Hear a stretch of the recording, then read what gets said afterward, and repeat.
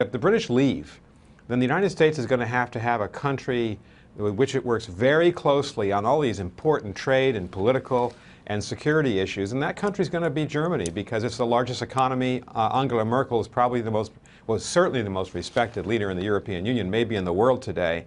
And so I think you're going to see both President Obama but also his successor try to deepen that relationship with Merkel. But how safe is Angela Merkel? Well, she comes up for re-election her party does in parliamentary elections in 2017. She's taken a major hit to her reputation because of the refugee crisis, because a lot of Germans objected to the fact that there's so many refugees came in, it wasn't structured, it was a very messy process.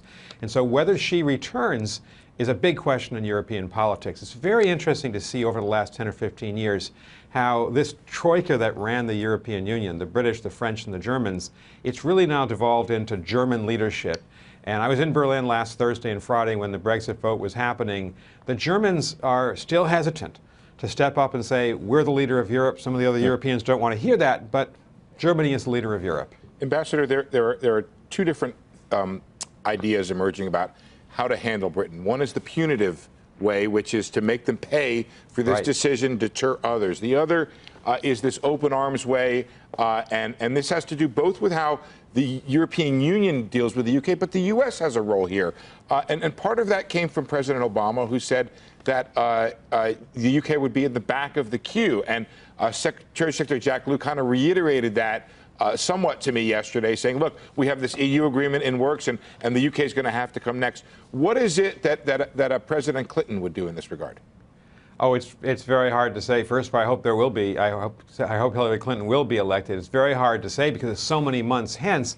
But right now what's interesting is the Secretary John Kerry was in London yesterday, and he was preaching patience and not rushing forward to try to push the British. This is going to be the big tactical issue for the Europeans. You know they're meeting today and tomorrow. Merkel over the weekend took a softer approach than the French and the Italians and the European Commission had taken. Merkel said, give them time. There's no reason to be petulant about this.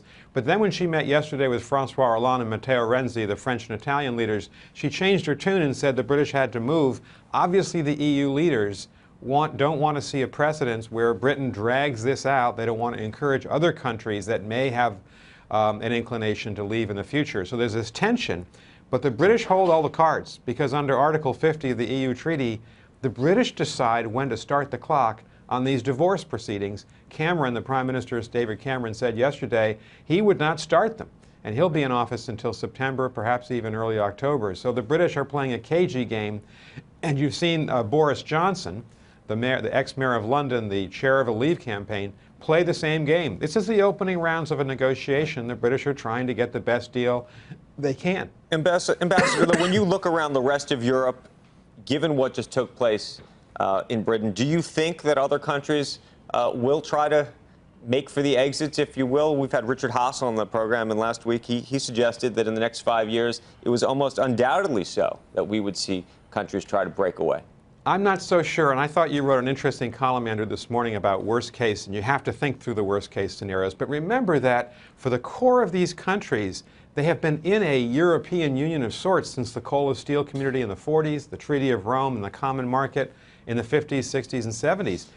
The French, the Germans, the Italians, the Benelux countries, they have for 60 years been European. So it's not clear to me that any of the present governments, any of them, would seek to leave the European Union. The only scenario, I think, where the worst case scenarios apply is if one of these right-wing nationalist parties wins a controlling majority in parliamentary elections. Marine Le Pen in France, for instance, or Geert Wilders in the Netherlands.